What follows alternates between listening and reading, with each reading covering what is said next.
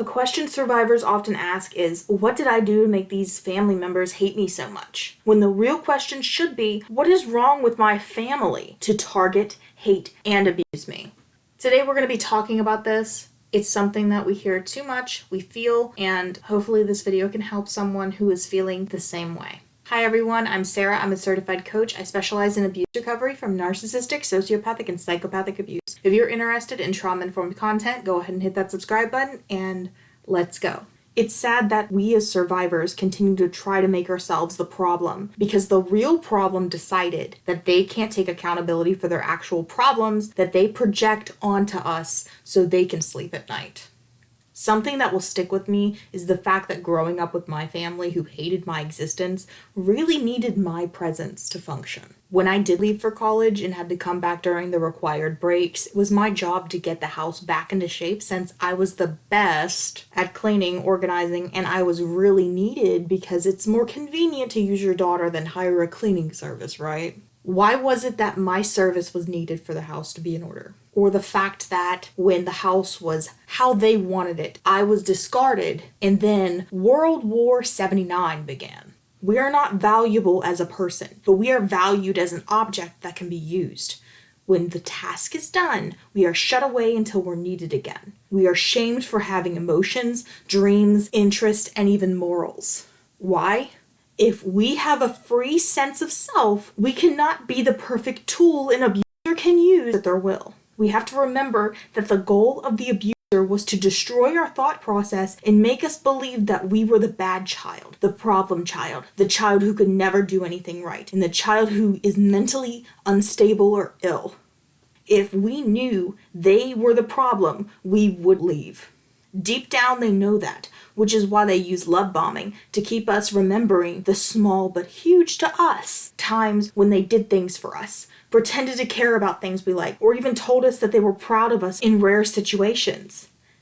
That way, we felt guilt and shame for wanting to leave, for wanting a better family or a better life. Consistency was a dream to many of us, through the constant mind games and the eggshells we had to walk upon, like wondering if they were landmines ready to explode or if we were safe for maybe the rest of that day. No one deserves to be forced to tiptoe around people who were supposed to be our safe spaces, who are to be our supporters in our community. We were not the problem. The problems existed before our time and were continued throughout the generations because instead of accepting that it is okay to have emotions or that beating someone into submission isn't respect or obedience, it is fear.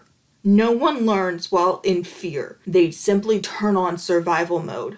They're not obedient, they're terrified. We are not responsible for anyone else's actions, but our own. We did not cause the dysfunction, but we can end it for ourselves. We can have support from other survivors. Remember that you are not the cause of your family's dysfunction. You are not the reason why this happened.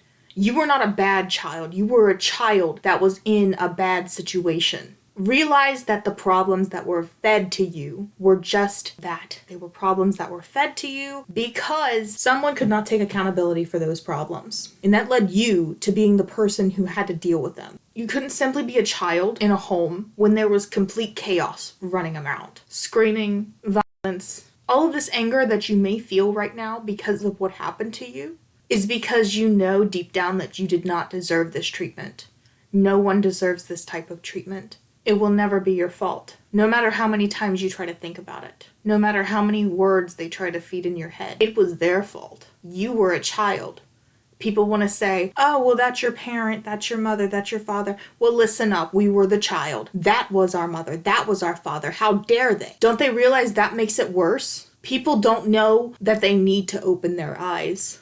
Whatever connection or tie due to blood or relationship status doesn't give any right to hurt someone else. Don't keep carrying the weight of the problems that are not yours. That's not your responsibility. You have to focus on you and your future. We cannot change the past no matter what, but we do have some control over what goes on in our future. Remember that you are worthy. You were not the cause of the dysfunction in your family home, and you matter. I will see you next time. Stay safe, survivors.